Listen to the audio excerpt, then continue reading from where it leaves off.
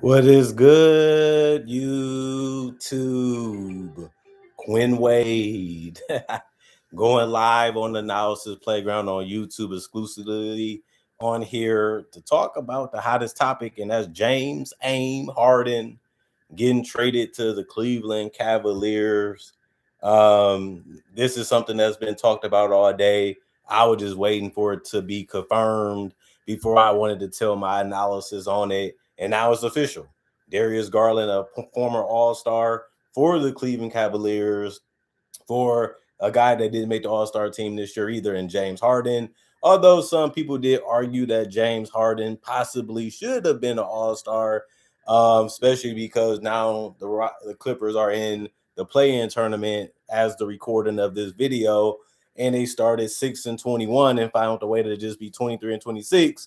People looked at it like, well, if you can help us get that far and correct the season, why would you want to be out? Why would you want to trade when you almost in the playoffs again? I would say, one, the Clippers don't look like a championship team.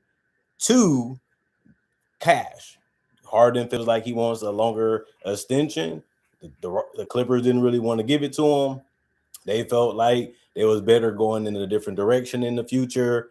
Obviously, he has the option. He has a trade clause, so he had to approve of this. And a lot of people felt like Darius Garland missed way too much time because of the toe injury and other injuries this season.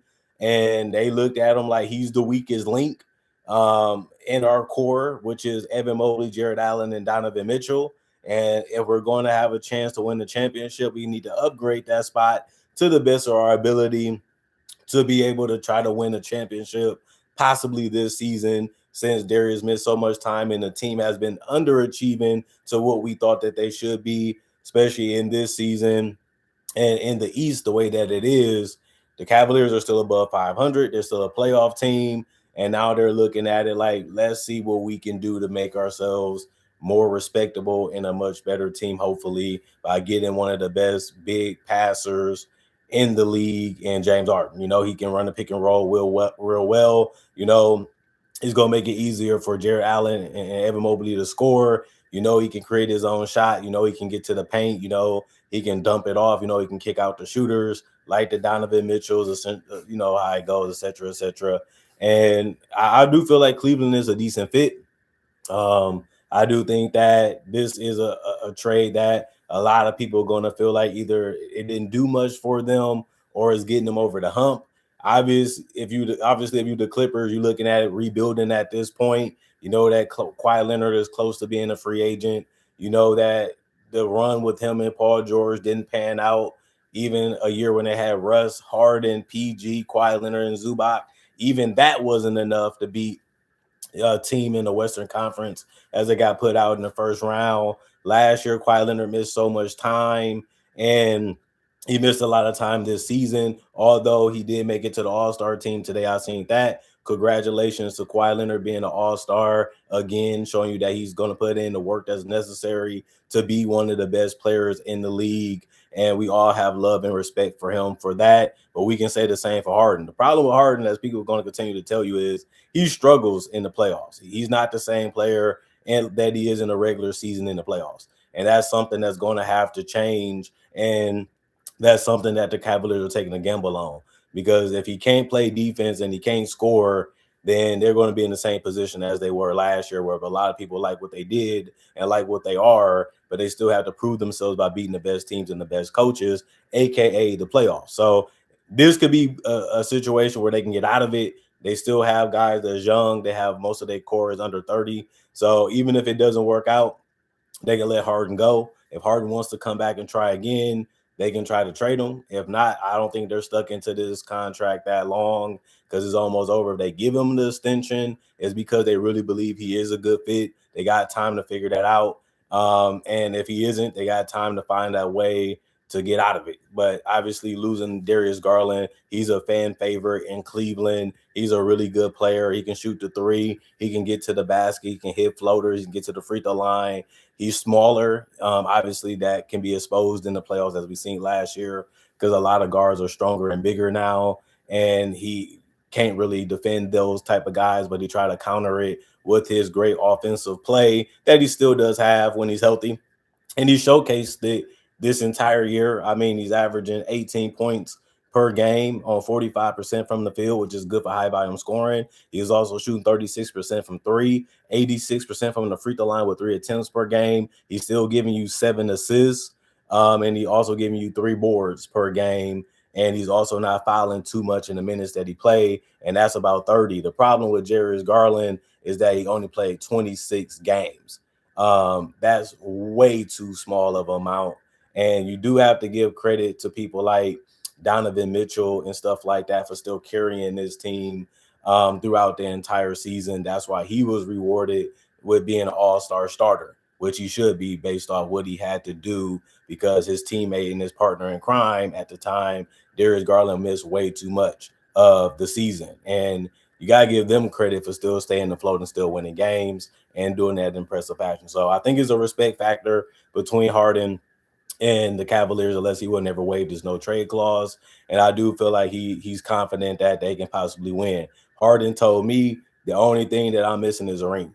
So that's his goal. He still wants to get paid. He wants to be a big factor on a team winning the ring, but he also feel like that's the only thing that's missing on his resume. I'm an MVP. I led the team to #1 in the NBA. I gave the Golden State Warriors with Kevin Wayne Durant a challenge and a run for their money, took it to a game 7.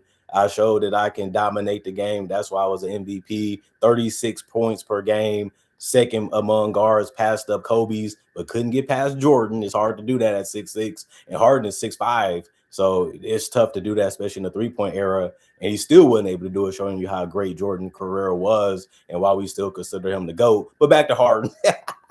It's just been a masterful season for him, and it's sad that he didn't make the All-Star game. We'll see how he fits and how you choose to play, how things end up working out. But this will be a decent fit, and Harden understands how to be an engine. So they need somebody to run the offense. They need somebody to take over games. He's capable of doing that still at his age. The problem with this is James Harden next season will be 37.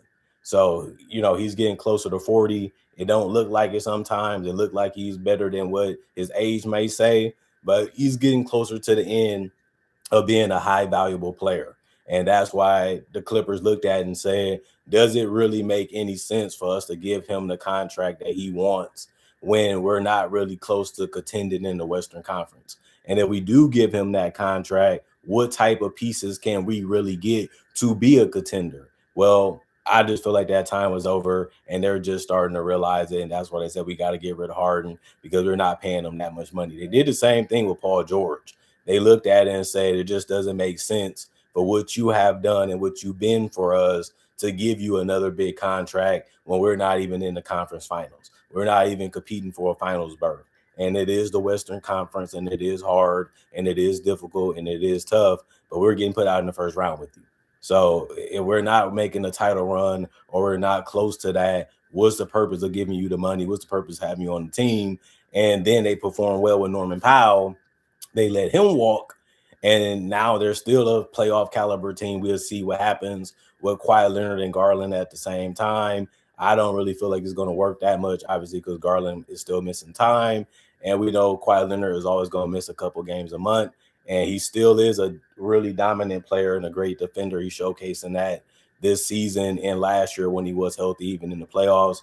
But Kawhi Leonard, he's a guy that's going to miss some time even in the future. And that's why it's going to be tough for them to be in the play-in tournament and actually make the playoffs, especially now without James Harden, who is doing a great job carrying the load on the Clippers. But at the end of the day, I'm surprised we're not hearing buzz that Kawhi Leonard is getting traded, because I feel like what more can he do for the Clippers? Obviously, he's great, and he's one of the best players in the league still.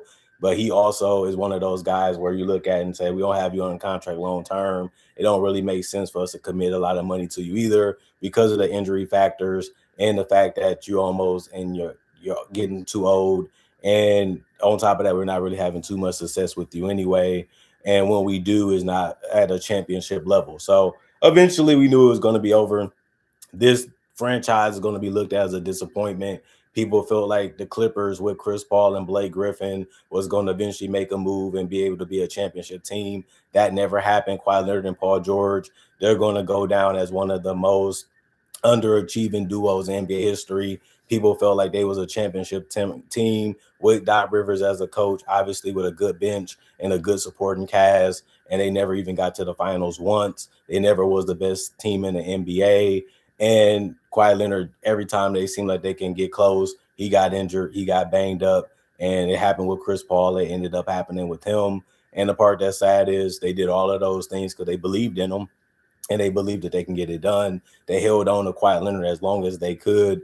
They stayed attached to him as long as they could, and it didn't really give them nothing but a guy that you want to go see play. And even then, he wasn't on the court enough. So I love him.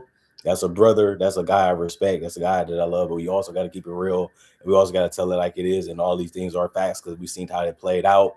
But Kawhi Leonard has had a disappointing career with the Clippers. Still one of the better ones, still a dominant one when you look at what he was able to do number wise. But when it came to playoff success and when it came to team success, it never really eventually became what we thought it would be. We think when they signed him and got Paul George, they should at least got one. They didn't even come close to doing that. And it shows you how hard it is to win in the NBA and how hard it is to win NBA championships. But at the same time, it's still a disappointment and one of the biggest disappointments in NBA history because of how good he was in the fact that he helped win a championship for the Raptors the year before he even came. And most people thought he was better than Giannis. He was better than Jokic. He was better than LeBron and Anthony Davis and those guys that was in that conversation, even Stephen Curry. And it was because of what he did, in that finals and in that entire run before he even came to the Clippers, and they couldn't get it done. But tonight is about James Harden trying to find a way to get to a championship. He goes back to the East. He played for Brooklyn. Obviously, he played for Philly. Those teams have some good talent, but not enough to get to the conference finals and even to an NBA finals. James Harden has never been to the NBA finals since he's been with the Oklahoma City Thunder. When he was with Kevin Durant and Russell Westbrook, that gave him his best chance at getting to a championship. And on top of that, he didn't play that great in that series against the Miami Heat anyway. He was one of the biggest reasons why they came up short and didn't win the championship that year. And he has never been back to the NBA Finals since, showing you how hard and how difficult it is to win a title on any level, but especially the NBA. Other than that, y'all stay blessed up. Y'all stay good. Peace. Don't forget to comment, like, subscribe, share, and hit that notification bell when the analysis is done and comes to you. Other than that, I'll see y'all later, hopefully. Classic.